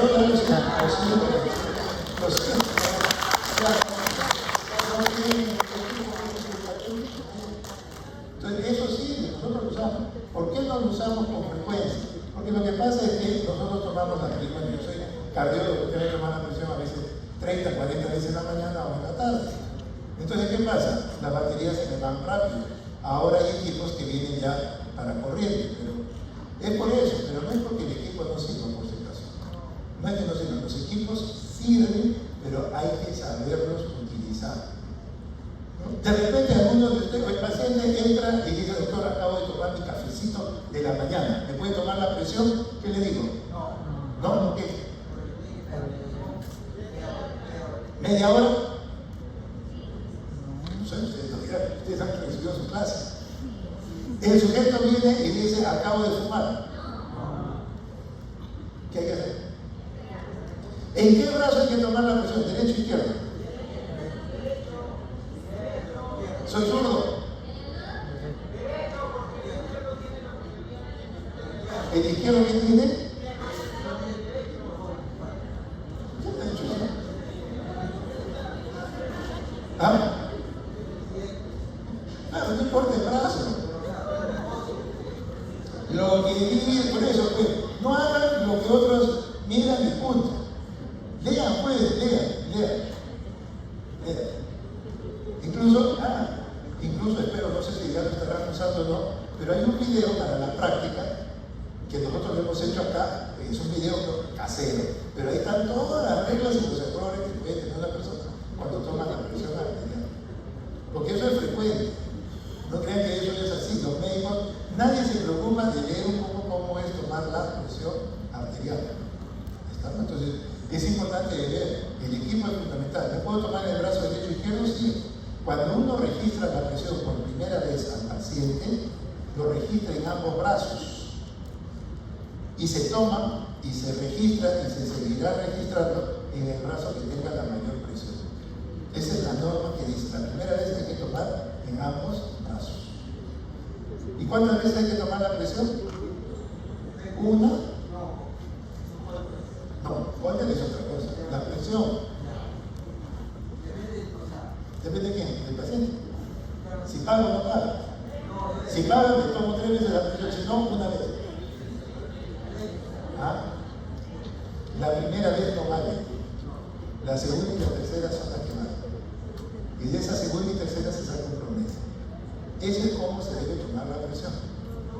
Ahora, cómo lo tomen ustedes en su profesión, ya no sé. Eso ya depende de ustedes. Pero hay unas normas que nosotros vemos que no las siguen. Y es que nunca las han leído. Por eso en la práctica de ustedes de fisio 1, bien claro, es todo una práctica solamente para tomar electro. O al menos creo que no me la hayan cambiado, pero así yo lo dejé. Era una práctica porque es tan importante tomar la presión.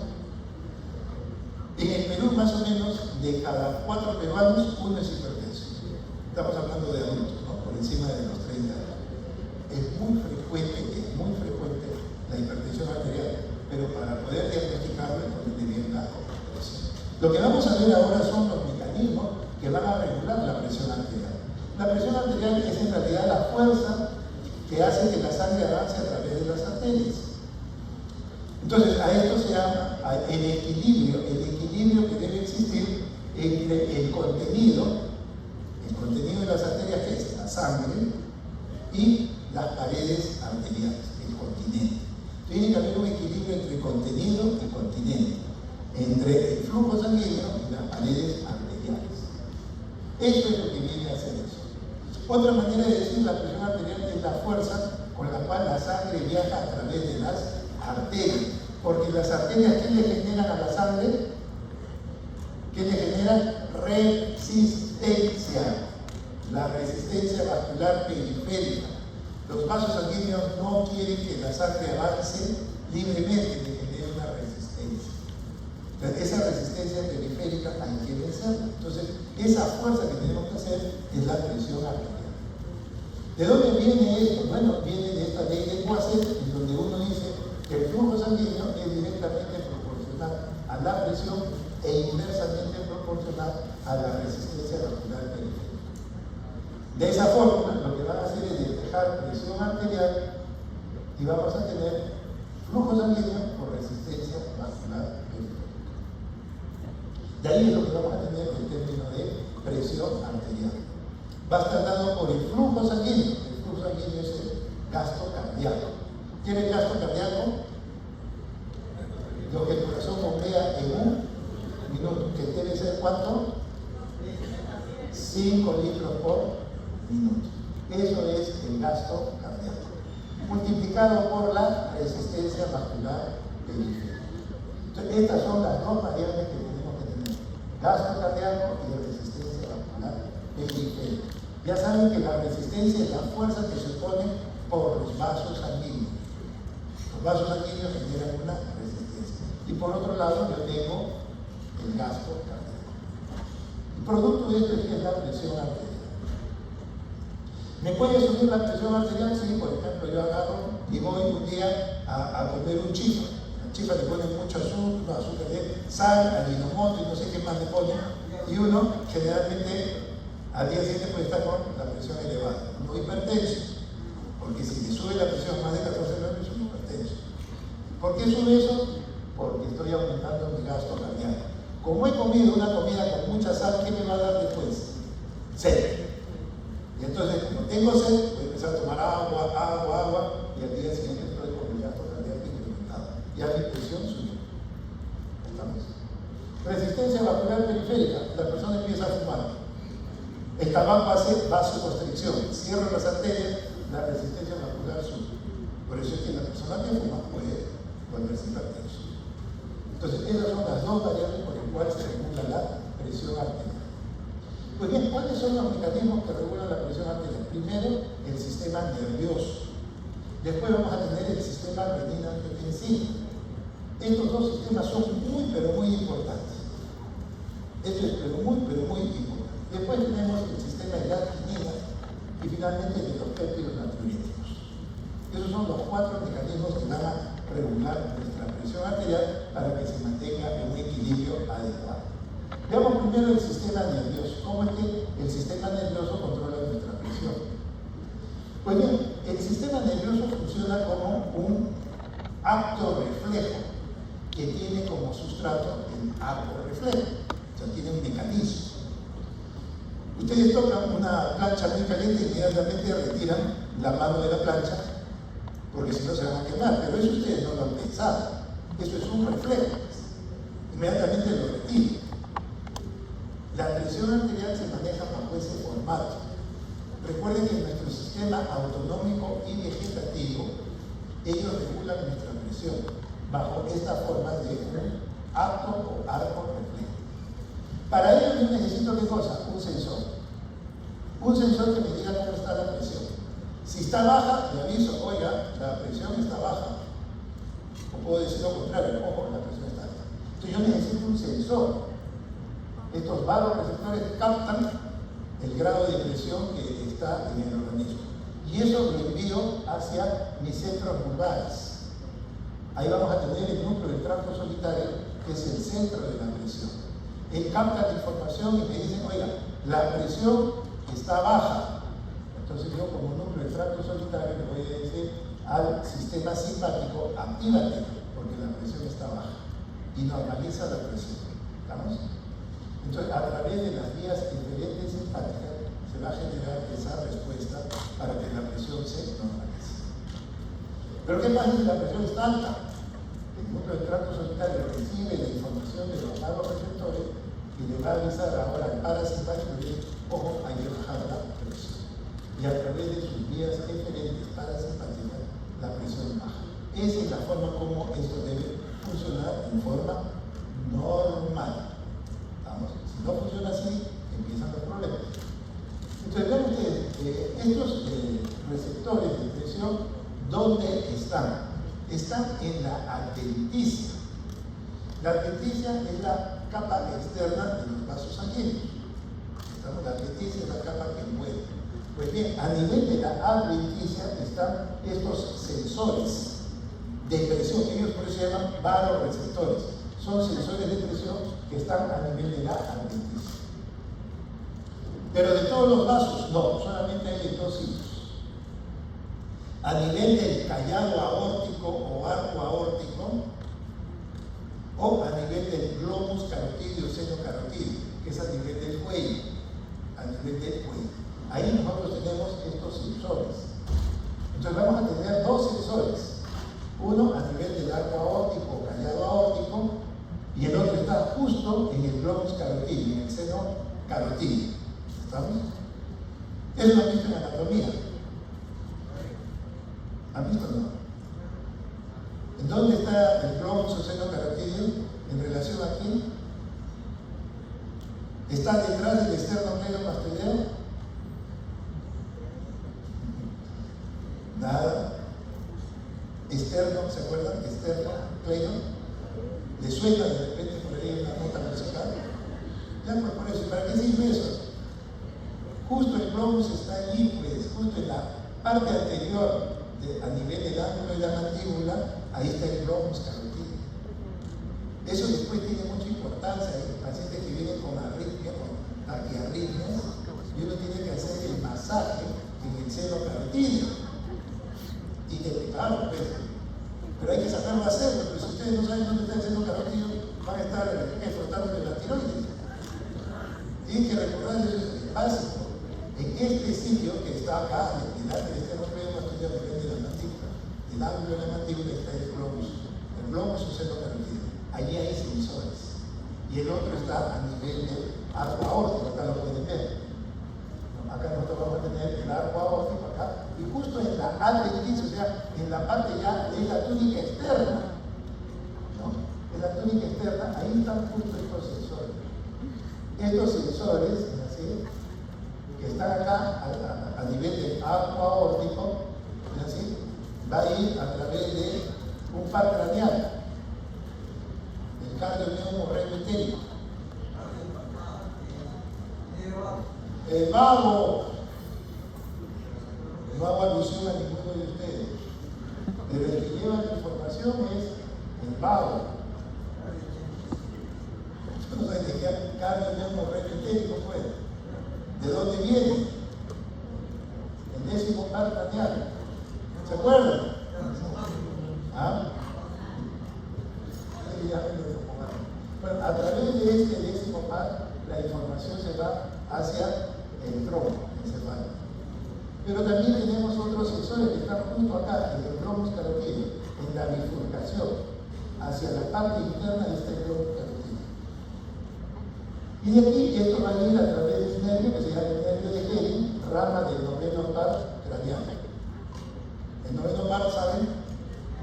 El gloso. ¿Cuántos pares craneales tenemos? Sorpréndanme.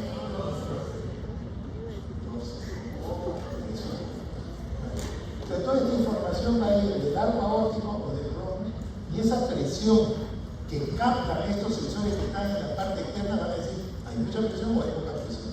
Y esa información finalmente va a llegar al tracto solitario, que es el punto importante. Va a los receptores carotídeos y aórticos. Entonces, toda esta información va a ir a donde? Al núcleo del tracto solitario.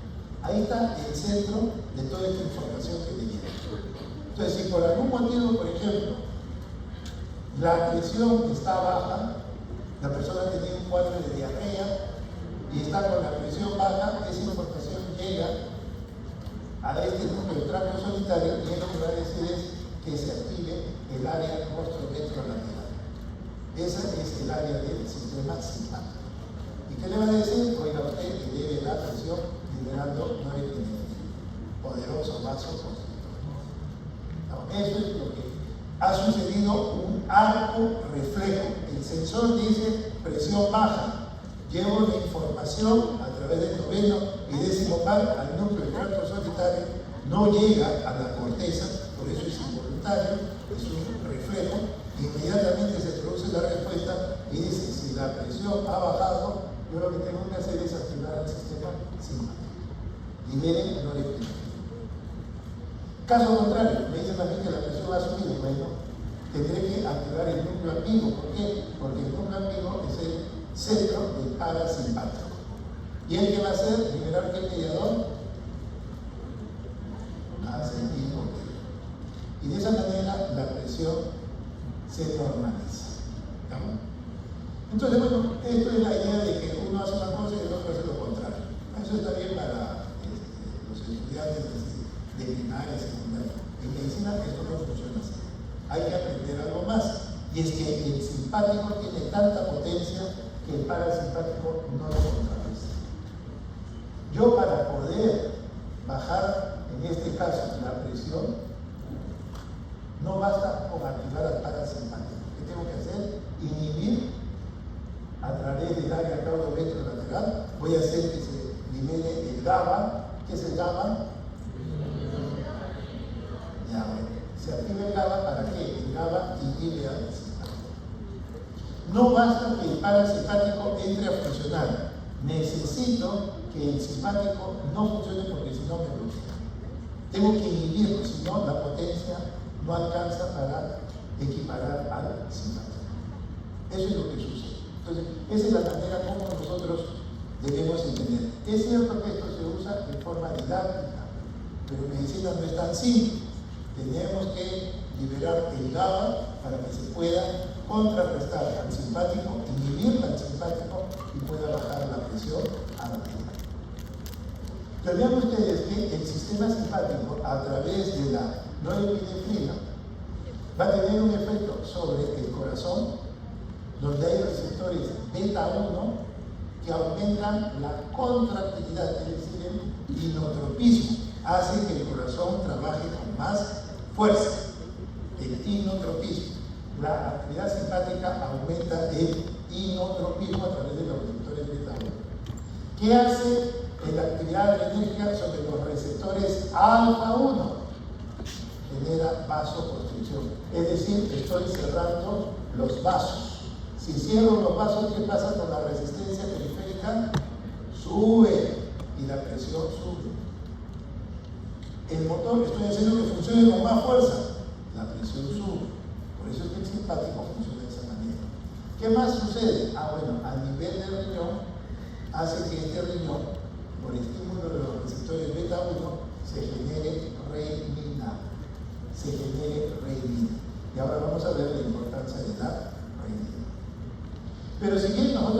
tenemos vagoreceptores, también vamos a tener quimioreceptores en los mismos sitios, callado aórtico y en el globo carotídeo. Pero ellos son sensores de qué cosa? De oxígeno y de CO2. Estos quimioreceptores están en los mismos sitios, pero funcionan por otro estímulo. Estas son células quimiosensibles a una caída del oxígeno o a un incremento de CO2. Lógicamente el CO2 también se expresa a través de hidrógeno, de pH. Pues bien, esto lo que van a hacer es generar la respuesta cardiovascular a la estimulación de estos quimioreceptores y van a generar el fenómeno de vasoconstricción. Pues bien, entonces veíamos que este sistema adrenérgico, aparte de actuar sobre el corazón, sobre los vasos sanguíneos, hacía que el riñón produzca renina. Entonces entremos al sistema renina, angiotensina, aldosterona. ¿Vamos? Esta es la representación del glomérulo. Acá está el ovillo de capilares. Acá vamos a tener la arteriola, ¿cómo se llama? La que entra, la aferente, y la que sale, ¿cómo se llama? La eferente. ¿Estamos? Es como si ustedes tienen el brazo va a ser la arteriola aferente. Se termina, ¿qué cosa? Capilarizarnos. Y después sale la arteriola eferente. A mí me interesa la presión en esta arteriola eferente, porque es la presión con la cual entra la sangre hacia el glomérulo. Y eso es lo que va a regular la presión arterial. Pero vean ustedes, acá tenemos la arteriola aferente. Esta arteriola aferente se capilariza en este ovillo de capilares y después sale la arteriola eferente. Pues bien, hay unas células que están en la pared de la arteriola aferente, estas células que están acá, que justo están al costado del glomérulo. A eso se llaman células justa, porque están al costado, justaglomerulares. ¿Y ellas qué van a hacer? Van a producir renina, que es un poderoso vasoconstrictor, es un poderoso elemento que sube la presión. ¿Quién produce esta renina? Pues estas células justaglomerulares. Estas células justaglomerulares van a producir la renina. ¿Cómo es que producen la renina? Por tres mecanismos. El primero, la presión de la arteriola aferente, si está disminuida, inmediatamente estas células justaglomerulares dicen, ojo, la presión está baja. ¿Qué debemos hacer? Liberar renina para que la presión se normalice. Primer estímulo para producir renina, que la presión en la arteriola aferente esté disminuida. Primer mecanismo. Segundo mecanismo, el sistema simpático, ¿se acuerdan que hacía que el riñón produzca renina? ¿A través de qué receptores? Los receptores beta 1.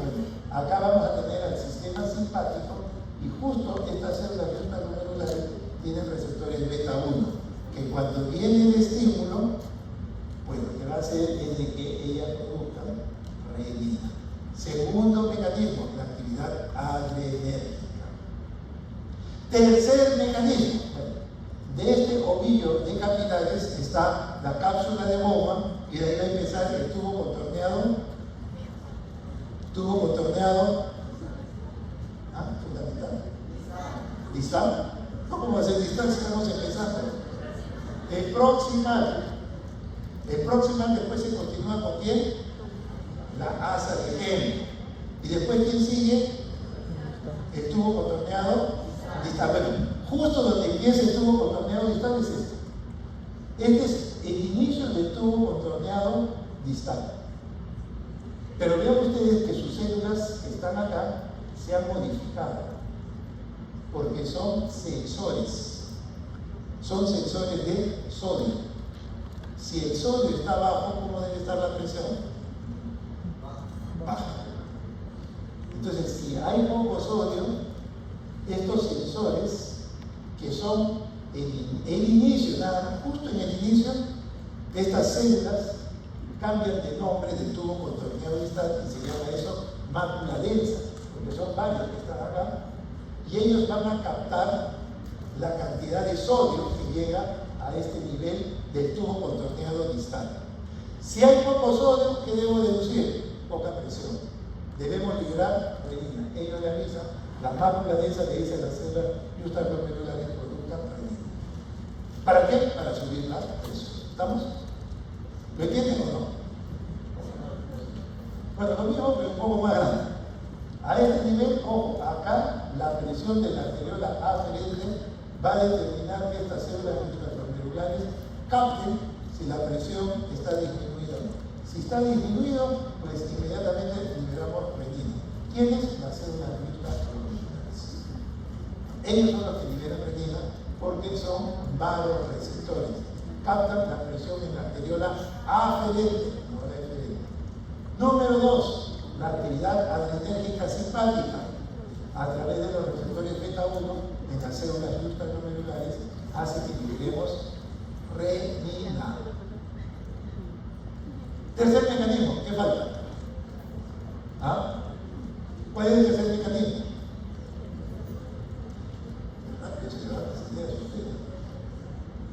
El sodio. ¿El sodio dónde debe estar? El sodio tiene que estar justo en el inicio del tubo contorneado distal, donde están estos sensores, que es la mácula densa. Ellos van a captar si el sodio está disminuido o no. Y si está disminuido, liberamos renina. ¿No? Si está disminuido, liberamos renina. ¿Se entiende o no? Yo me voy a hablar aquí, si yo lo sé. Entonces vean ustedes, los que ya no entienden y les gusta copiar todo, ya copien eso, pues, es lo último que hay tratado de hablar. Los vasoreceptores, caída de la presión arterial de la arteriola aferente, aumentan la producción de renina, primer mecanismo. Segundo mecanismo que escriban con su lapicero, actividad adrenérgica, estímulo beta 1 adrenérgico, que estimula la liberación de renina. Tercer mecanismo, mácula densa, una disminución del sodio en el tubo contorneado distal genera liberación de renina. Son los tres mecanismos por el cual se libera la renina. ¿Se entiende? Ojalá, ojalá. Muchos son cardiólogos por mi culpa, porque a veces les hago el curso tan fácil que les gusta y piensan que cardiología es fácil. Después cuando están en la carrera, todo esto es tan difícil.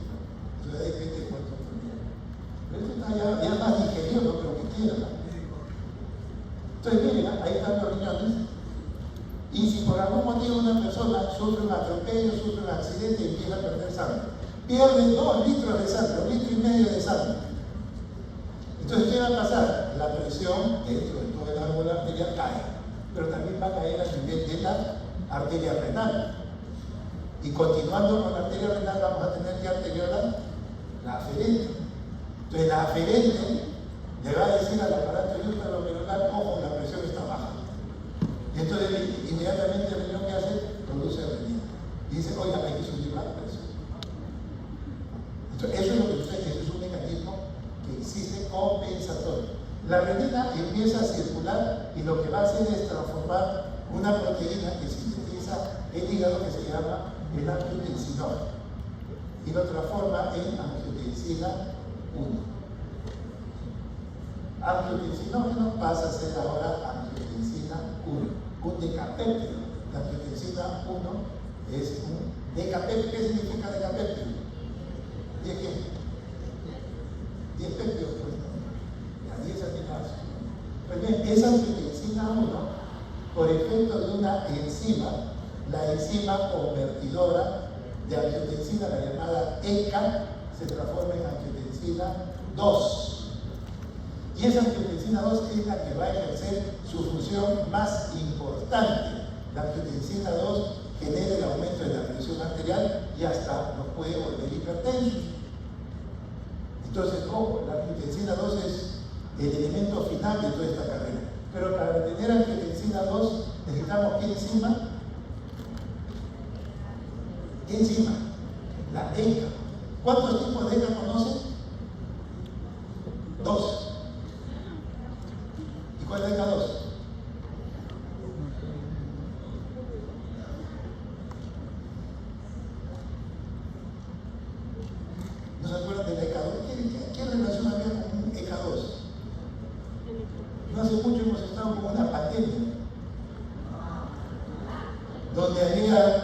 un virus.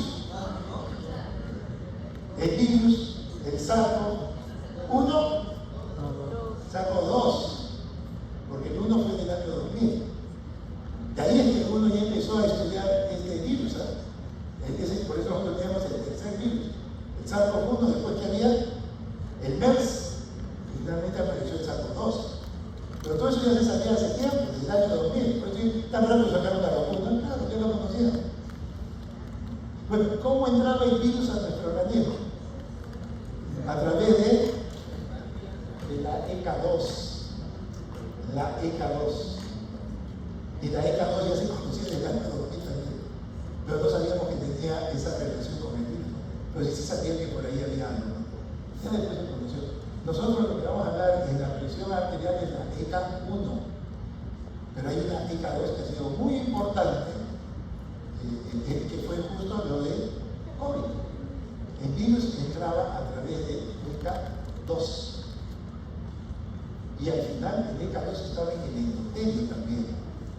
Y como estaba en el endotelio ¿qué pasaba? Se inflamaba. El endotelio se inflamaba y se formaban coágulos.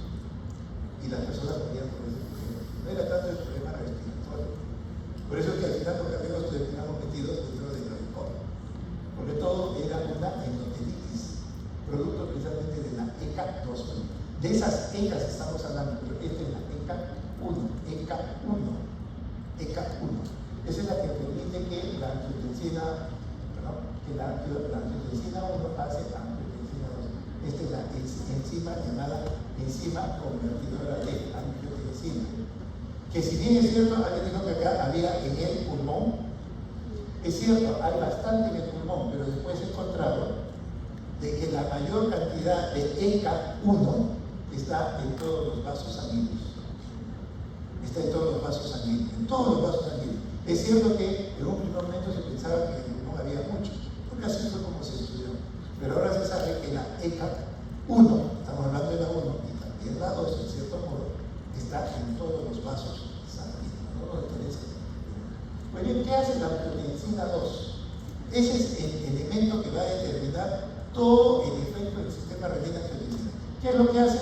Hace que el corazón trabaje con más fuerza, sube la presión, hace que los vasos sanguíneos se genere vasoconstricción, sube la presión, hace que el riñón retenga sodio y agua, y eso que incrementa la volemia, el gasto cardíaco, sube la presión, y activa todavía otro sistema de la aldosterona. Por eso se llama a veces sistema renina-angiotensina aldosterona todavía. La aldosterona. La aldosterona se produce ¿en dónde? En la suprarrenal, ¿en dónde? En la corteza, en la cápsula. Todavía no llegó el niño a la serie. Bueno. Entonces la aldosterona también es secretada por la angiotensina 2. ¿Qué hace la aldosterona? Retiene más sodio. Y de esa manera el gasto cardíaco sube. Sube el gasto cardíaco, los vasos se cierran, resistencia vascular y el motor trabaja con más fuerza. ¿Qué hace la angiotensina 2?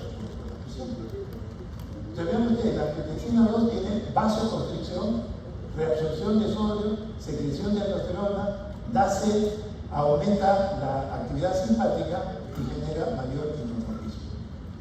La vasoconstricción hace que la resistencia se incremente, la reabsorción de sodio, la secreción de aldosterona y el estímulo de la sed hace que mi volemia aumente.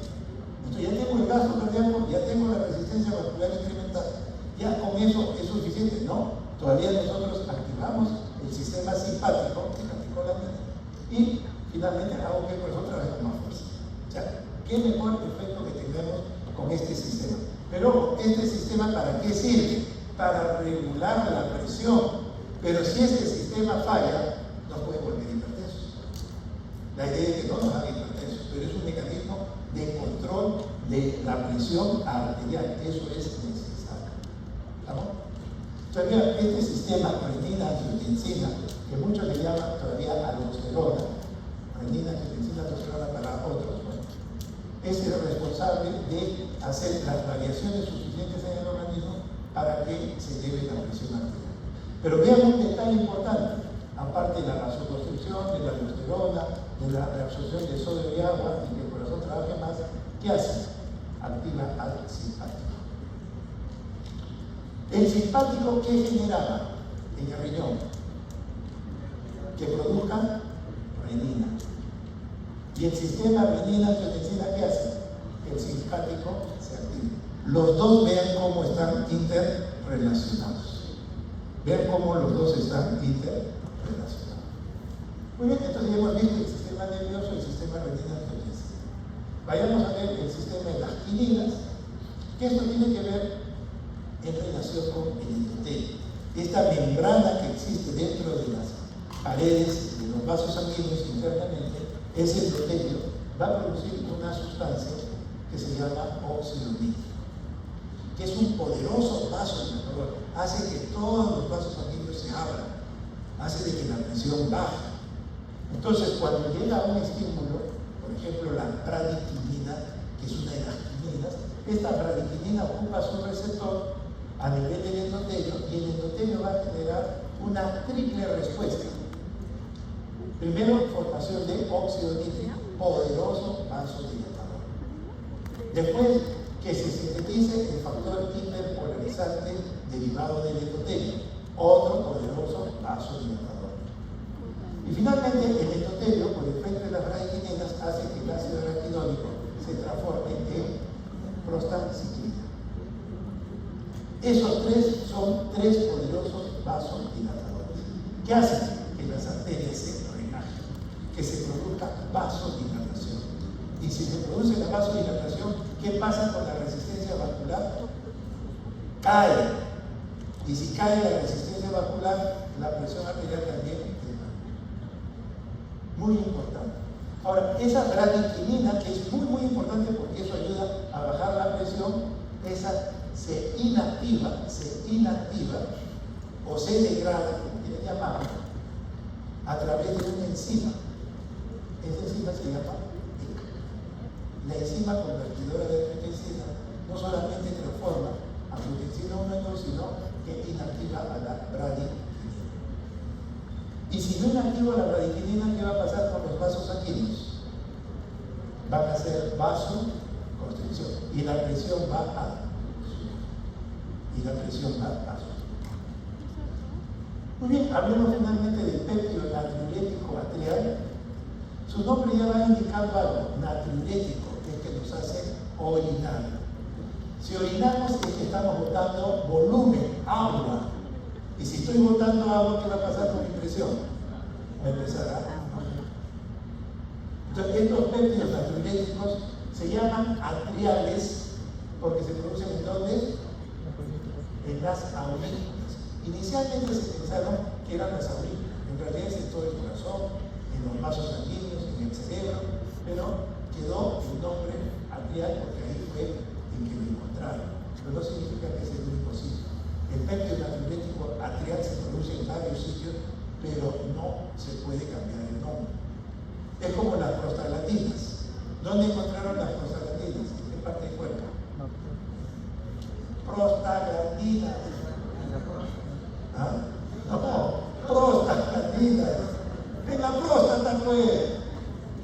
Pero en la próstata solamente se produce prostaglandina. No, se produce en todo el cuerpo, ya no se puede cambiar el nombre. Ahí lo encontraron.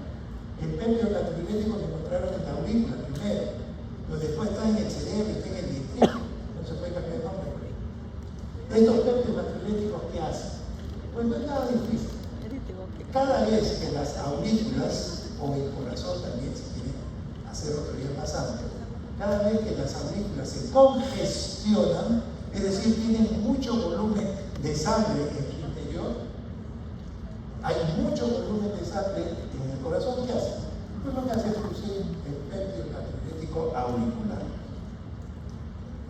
¿Por qué produce ese péptido natriurético? Porque lo que va a hacer, ¿qué cosa es? Que orinemos. Y si orinamos, ¿qué hacemos? Sobre la congestión, se elimina. Y esta distensión auricular, esa congestión de las aurículas, porque tiene mucho volumen de sangre, a través de este péptido me va a hacer orinarlo, lo voy a botar. Y de esa manera esto vuelve a su tamaño normal. Entonces los péptidos natriuréticos no solamente generan natriuresis, que quizás es lo más importante, la natriuresis, por eso se llama péptido natriurético.